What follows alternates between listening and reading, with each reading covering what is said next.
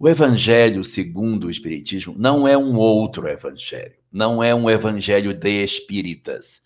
É a leitura de algumas passagens do Novo Testamento, mais especificamente do Evangelho, em que nós estudamos olhando para a leitura que o Espiritismo faz sobre essas passagens. E existe uma passagem na Santa Ceia, na qual Jesus, conversando com os seus discípulos, diz: há muitas moradas na casa de meu Pai. O nosso assunto de hoje, no chamado Evangelho segundo o Espiritismo, é pegar essa frase, há muitas moradas na casa de meu Pai, e oferecer a interpretação que o Espiritismo nos dá com relação ao que seja isso, o que sejam essas moradas que Jesus se referia. Dentro da ótica da doutrina espírita, há a consideração de que a Terra não seja o único local com vida, como nós poderíamos imaginar razoavelmente, se nós olhássemos para o céu e víssemos a multidão de estrelas que existem, considerando que cada uma delas é um sol, em que em torno deste sol vários planetas circundam, não é difícil imaginar que deva existir, evidentemente, no universo, planetas em condições em que a vida seja semelhante à da Terra, e outros em que a vida não seja semelhante à da Terra, mas que exista vida também. Na ótica, portanto, que o Espiritismo nos apresenta, a consideração é que, diferente ou semelhante à forma de viver do planeta Terra, o universo possui vida, porque senão não faria sentido as estrelas terem sido criadas, os planetas terem sido criados, uma vez que Deus não cria nada que seja inútil, e se fossem criadas as estrelas apenas para enfeitar a noite dos homens, a pergunta que se impõe é: e para que ele criou aquelas que nós não vemos? Para se ter uma ideia, naquela constelação chamada Cruzeiro do Sul, que nós enxergamos 5 estrelinhas, existe, na verdade, 54 estrelas, quando nós colocamos ali os telescópios para observar o espaço. Então, existe muito mais coisa do que nós imaginamos no universo, e, portanto, dentro dessa ótica, o Espiritismo nos fala que o universo infinito é povoado em diferentes estágios de evolução. Se nós pudéssemos fazer uma análise, nós poderíamos simplificadamente dizer que, na evolução do universo infinito, existem mundos habitados que são semelhantes ao planeta Terra, e existem mundos que são inferiores ao planeta Terra, possuem uma condição planetária de sociedade mais primitiva que a do planeta. E existem outras áreas do universo, alguns outros planetas, que são habitados com populações mais evoluídas do que aquelas apresentadas no planeta Terra. Uma leitura atenciosa da obra de Kardec, detalhando as condições que são apresentadas dentro das várias obras, vai nos permitir perceber que existem, citados na literatura de Kardec, 7 tipos, condições, estágios das condições planetárias. Sim, eu disse 7, exatamente. Mas o Evangelho segundo o Espiritismo vai falar apenas de 5. Nós temos um tipo de mundo que só aparece no Livro dos Espíritos e uma outra situação que não chega a ser um tipo, chega a ser uma circunstância particular que aparece no livro A Gênese. Então, na primeira obra de Kardec, tem um tipo de mundo. Na última obra de Kardec, tem uma situação de mundo. E do Evangelho segundo o Espiritismo, são citados 5 mundos. Por que motivo esse mundo que é apresentado no Livro dos Espíritos não é citado por Allan Kardec nos 5 tipos de mundo? Porque os mundos apresentados por Allan Kardec são os mundos habitados. E esse que está citado em O Livro dos Espíritos ainda não é um mundo que serve para a habitação dos homens. Então, vamos às classificações que Allan Kardec apresenta na sua obra. A primeira coisa a se considerar é que, segundo aquilo que o próprio Kardec diz, Essa classificação que ele estabelece é uma classificação didática. Ela não é uma classificação rigorosa, como se fosse exatamente assim. É uma tentativa de certa maneira, apresentar aos homens uma visão de como que, de fato, podem ser classificados os mundos. Outra pessoa podia chegar e classificar em 7, em 9, em 11, em quantos quisesse. Mas a literatura que Kardec apresentou, para termos uma noção didática de como as coisas funcionam, sinalizou para nós a existência de 5 tipos de mundos habitados. Um tipo de mundo não habitado, no chamado Livro dos Espíritos, e uma circunstância de mundo que aparece no livro A Gênese. O primeiro tipo de mundo, o mundo ainda não habitado, são chamados mundos transitórios. Não confundir mundos transitórios com mundos em transição. Mundos transitórios são os mundos aonde os espíritos ainda não encarnam. Eles não são marcados para a encarnação dos espíritos, porque as condições orgânicas não lhes permitem que isso aconteça. A Terra, no passado, já foi um mundo transitório. Por que esse nome? Porque os espíritos migram, pousam e seguem. Eles servem de parada no processo de andar, de migrar dos espíritos. Por isso são chamados de mundos transitórios. O período da Terra, chamado pré-cambriano, que é o período anterior ao surgimento da vida orgânica, é uma típica expressão do que seja um mundo transitório. Apenas a vida inorgânica se derrama sobre o planeta sem que haja a encarnação de espíritos propriamente dito. Mas o processo de evolução acontecido no planeta foi promovendo o surgimento das primeiras expressões que deram início à vida orgânica. Fala a teoria heterotrófica da origem da vida, que nós experimentamos um estágio como aminoácidos, depois proteínas, depois os coloides, depois os coacervados, até que surgissem as primeiras células. E a partir das primeiras células que nasciam nos mares quentes daquela época, no período de aproximadamente 1 bilhão de anos atrás, nós vamos encontrar o processo dos seres unicelulares.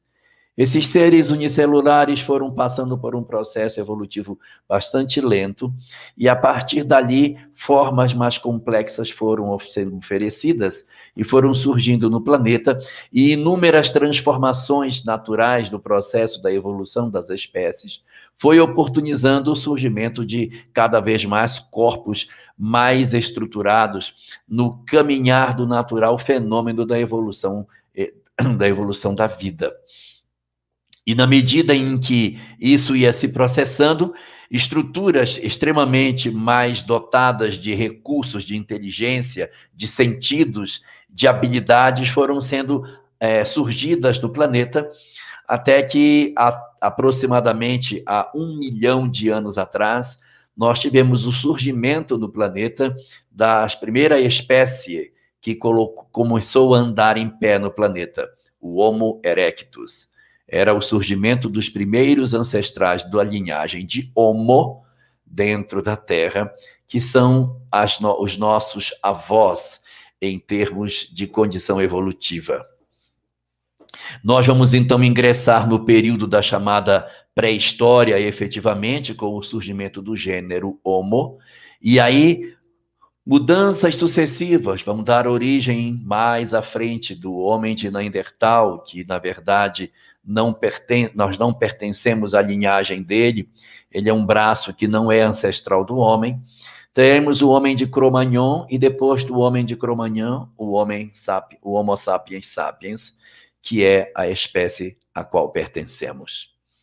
Surgindo o Homo sapiens sapiens, ele vai fazer uma transformação, uma mudança efetiva de conceitos, e vai aprender a caçar de maneira mais efetiva, a plantar, a cultivar a terra, a se fixar nela no modelo da agricultura, vai dominar uma série de conhecimentos e vai, então, melhorar a sua linguagem articulada e vai desenvolver a escrita. Quando o homem desenvolve a escrita, ele sai da pré-história e ingressa na história. Sair da pré-história e ingressar na história é sair do segundo estágio que nós teríamos de evolução, porque até o período em que estamos na pré-história, nós chamamos esses mundos de mundos primitivos. O que é um mundo transitório? É um mundo sem vida orgânica. O que é um mundo primitivo? É o mundo destinado às primeiras encarnações dos homens e que pode ser considerado, de maneira bastante rasa e rápida, a pré-história da humanidade. Então, enquanto estamos na pré-história, é um retrato bem fiel daquilo que Allan Kardec chamou de mundo primitivo. Ali, a maldade que se faz é pouca, porque não temos conhecimento de nada, pouco conhecimento intelectual. Então, a gente, quando faz maldade pouquinha, a gente nem sabe fazer o mal direito, temos pouco conhecimento das coisas, então nem conseguimos fazer o bem de maneira mais exata e nem conseguimos fazer o mal. O período do mundo primitivo é um período para desenvolvimento da intelectualidade. Não se pede nada de moralidade ainda, porque esses seres não têm condição de entender. Então, primeiro estágio, mundos transitórios. Estágio número 2, mundos primitivos. Quando nós saímos de mundo primitivo, descobrimos a escrita e ingressamos na história, nós começamos a ser um novo estágio, chamado mundos de provas e expiações. Por que de provas e expiações? Porque não teremos mais só provas. Até no mundo primitivo, a gente só tinha mais a expressão da prova. A expiação, que é o resultado do passado voltando, nós nem tínhamos direito ainda, porque a gente nem sabia quais eram as nossas culpas. As expiações vão começar a acontecer no mundo que vai ter uma nova realidade. Esse estágio terceiro, chamado mundo de provas e expiações, é o estágio no qual os espíritos possuem o desenvolvimento efetivo da inteligência. Às vezes, muito frequentemente, é uma inteligência voltada para o mal, porque a moral não costuma acompanhar o desenvolvimento da intelectualidade. O egoísmo, o orgulho tomam conta das ações do homem e eles constroem sociedades bastante complexas, com muitos recursos tecnológicos, mas muita perversidade. Existe a escravidão, existe a guerra, a fome, a violência, o arbítrio, a exploração do homem pelo homem e uma série de sofrimentos humanos são gerados pela própria criatura. Parte do sofrimento dessas sociedades são formados pelo próprio livre-arbítrio do homem que explora o outro homem. E outra parte das nossas dores são formadas pelas consequências dos nossos maus atos, em que a lei de causa e efeito nos alcança, e aí vamos encontrar provas e expiações bastante próximas nesses mundos. Nós vamos encontrar muitos espíritos reencontrando suas histórias mal resolvidas nesses chamados mundos de provas e expiações. Estágio número 1, transitórios. Estágio número 2, mundos primitivos, com vida já estabelecida, com a condição do homem fazendo os seus primeiros ensaios. Terceiro estágio, mundo de provas e expiações, onde o homem tem uma capacidade intelectual desenvolvida e a moral não, e, portanto, o mal sobrepuja o bem. O mal tem a tendência de ser mais abundante do que o bem, gerando uma sociedade perversa. No estágio 4 desse fenômeno, saindo de mundos de provas e expiações, o estágio seguinte seria os mundos de regeneração. Observe que o nome não é mundo de regenerados, é mundo de regeneração. É onde efetivamente os espíritos se regeneram da vida. Não é um mundo superior. O bem não sobrepuja o mal nos mundos de regeneração. Ainda não acontece, existe um certo equilíbrio entre o bem e o mal. E qual é a diferença natural entre os mundos de provas e expiações e os mundos de regeneração? Allan Kardec cita 7 características dos mundos de regeneração. A primeira delas é que seus corpos são como os nossos, sem diferença nenhuma. A segunda é que não é um mundo superior, ou seja, não é ainda uma coisa maravilhosa. A terceira é que o homem sente uma sensação de alívio muito grande habitando nessas sociedades em relação aos mundos de provas e expiações. Essas 3 características estão fora do homem. Depois ele cita 3 que estão dentro do homem. A primeira, o desejo ardente de viver a lei de Deus, um processo de tentativa de aproximação de sua lei e a busca efetivamente de se viver próximo da lei que a gente quer conhecer e vivenciar. Segunda característica interna do homem, quinta característica ao todo. Esses espíritos possuem um acentuado senso de justiça. Então, eles têm uma preocupação muito grande com o outro, com o semelhante. Já não se pensa mais em si próprio, mas no coletivo, na ideia do conjunto, do todo. E como sexta característica, a vitória do homem sobre suas imperfeições morais. Nesse aspecto específico, Allan Kardec cita 4 imperfeições do homem que ele vence para entrar num mundo de regeneração. As 4 imperfeições formam a palavra ópio, porque é como se fosse uma droga que nos impede de avançar. E precisamos vencer essa droga, precisamos vencer esse ópio que nos prende no passado. Então, vamos ver quais são as imperfeições. Letra O com acento é o ódio. Letra P, paixão. Letra I, a inveja. E letra O, o orgulho. Ódio, paixão, inveja e orgulho constituem as imperfeições morais vencidas para que o homem ingresse na sociedade de regeneração. E a última das 7 características é a possibilidade de que ele venha a habitar esses mundos sem ter a condição plena de permanência.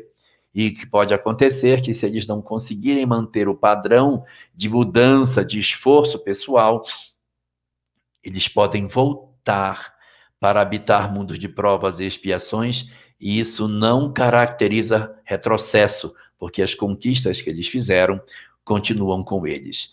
Então, o estágio número 1, transitórios, depois primitivos, provas e expiações. No 4º estágio, regeneração. 5º estágio, mundos ditosos ou felizes. Nesses o bem sobrepuja o mal. Nessas sociedades o mal não vigora. Por quê? Porque os corpos não são mais iguais aos nossos, são mais sutis, a infância é mais curta, o desenvolvimento é muito mais rápido, as criaturas possuem uma comunicação diferente, muito mais mental, e como é mental, não tem mentira, e onde não tem mentira, o mal não prospera, porque a raiz do mal está muito centrada na mentira, na capacidade de nós dizermos aos outros aquilo que não seja verdade, sem que seja descoberto. Nos mundos ditosos não existe essa possibilidade, portanto as sociedades são profundamente mais evoluídas e as transformações que se operam são mais ligadas à questão do bem. Já não existe mais processos expiatórios, isso já ficou para trás. Ali, como o bem supera o mal, nós temos uma sociedade extremamente diferente, mas não é inútil, porque eles estão vocacionados para cuidar dos mundos que ficaram para trás e que precisam de ajuda. No topo dessa nossa camada de evolução, nós encontramos o 6º tipo de mundo, que seriam os mundos celestiais, marcados para a encarnação das almas de uma evolução absurdamente grande. Tão grande, mas tão grande, que a gente nem sabe direito como é que essas sociedades são. Eles são tão distantes da Terra que nós temos dificuldade de apreciar como que essas sociedades se organizam. E por esse motivo, nós, para podermos saber de maneira mais exata como elas são, precisaremos avançar pelo menos para o estágio de regeneração, para que ficasse mais nítido para nós como que essas sociedades se organizam. Mas do ponto de vista didático, nós podemos perceber que é esse fenômeno que nós estamos vendo que caracteriza a evolução do homem e, portanto, nesses espaços onde a perfeição relativa se mostra bastante evidente, é o local onde se reúnem esses espíritos com essa condição. Eu falei, portanto, de 6 tipos de mundo, mas eu disse que eram 7. Só que o 7º, eu não disse que era um tipo, eu disse que era uma circunstância. A circunstância é a chamada situação de mundos em transição. Opa, mas eu já falei de transitórios. Errado. Mundos transitórios é uma coisa, mundos de transição é outra coisa. Mundos transitórios são uma categoria de mundos sem vida orgânica e, portanto, não têm habitação, por isso não citados no Evangelho segundo o Espiritismo. Mundos em transição são os fenômenos que fazem a mudança de um tipo para o outro, porque não é um degrau, não é uma escada, é uma rampa. Processo evolutivo, como em tudo na natureza, não dá saltos. As sociedades não saltam de uma qualidade de um estágio para o outro. Como foi que a Terra saiu da pré-história para a história? Foi num dia? Foi num ano? Foi num século? Não. Demorou milênios para que nós abandonássemos a condição de primitivismo e ingressássemos na circunstância da chamada condição de mundos de provas e expiações. E dentro dessa circunstância da evolução, elas vão aparecendo como se fossem tomando determinados matizes. As criaturas humanas vão oferecendo mudanças e elas vão se identificando com a nova sociedade. O período de transição ele é longo para dar tempo de se avaliar se as criaturas estão aproveitando esse fenômeno de mudança. Então, eles ficam observando, iniciou a transição, e ficam observando esse fenômeno para ver se as pessoas estão se adaptando.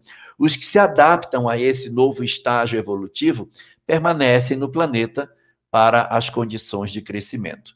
E aqueles que não se adaptam, experimentam as chamadas migrações planetárias, que são os fenômenos coletivos nos quais entidades espirituais saem em bloco de um planeta, buscando outros lugares do universo para continuarem a sua evolução no padrão em que eles encontram. As migrações planetárias, elas são de duas naturezas. Migração individual e migração coletiva. Migração individual, como o nome diz, é um indivíduo que sai. Eu saio sozinho. Migrações individuais são discricionárias, eu vou se eu quiser. Migrações individuais são sempre de um mundo mais atrasado para um mundo mais evoluído.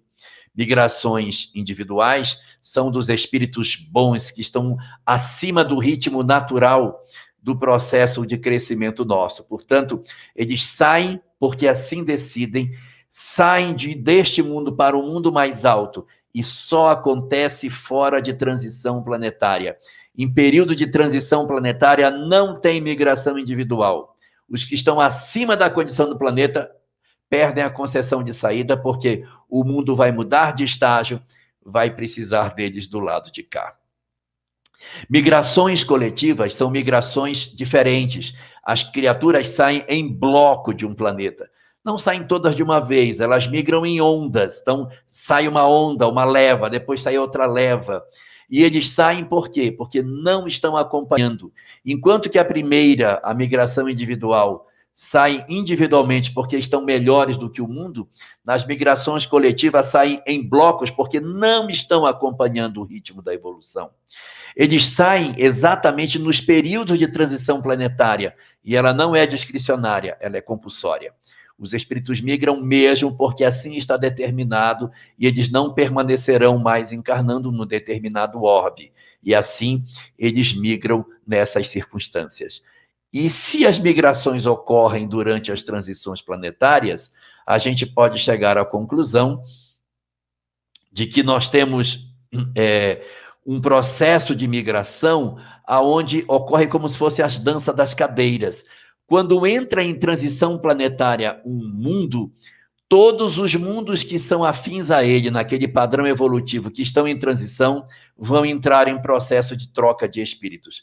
Porque, segundo a questão 76 do Livro dos Espíritos, os espíritos são os seres inteligentes que habitam o universo, não são pertencentes aos mundos. E 100 perguntas à frente, a questão 176 diz que os mundos são solidários entre si. Então, a gente faz essa mudança. Quando chega num período de transição, avalia-se quem fica, quem vai. Vão esses. E quem entra? Porque do mesmo jeito que sai uma leva, entra outra leva. O nosso planeta já teve uma transição planetária bem interessante, que foi na saída da história da pré-história para a história. Uma série de espíritos que não acompanharam para entrar na história migraram do planeta saindo. E uma quantidade grande de espíritos entraram na Terra nesse período, estimulando o processo de transformação do orbe. E agora nós estamos vivendo uma nova transição. Nós estamos agora numa nova transição, em que nós estamos ensaiando a saída dos espíritos da Terra, dos que não acompanharem para o próximo estágio, e deveremos receber uma grande leva de espíritos também, que virão integrar o nosso planeta na condição de regeneração, migrando de mundos que eram de regeneração, estão indo para mundos ditosos, e tem gente que não está acompanhando essa transição. Então, eles migram para experimentar a regeneração de novo, porque eles não conseguiram fazer o passo para o degrau seguinte. Então, essa é a grande dinâmica, Rafael, do fenômeno de transformação que a gente tem hoje dentro daquilo que o Espiritismo nos apresenta sobre a questão da evolução, da pluralidade dos mundos e do grande fenômeno ao qual nós todos estamos sujeitos.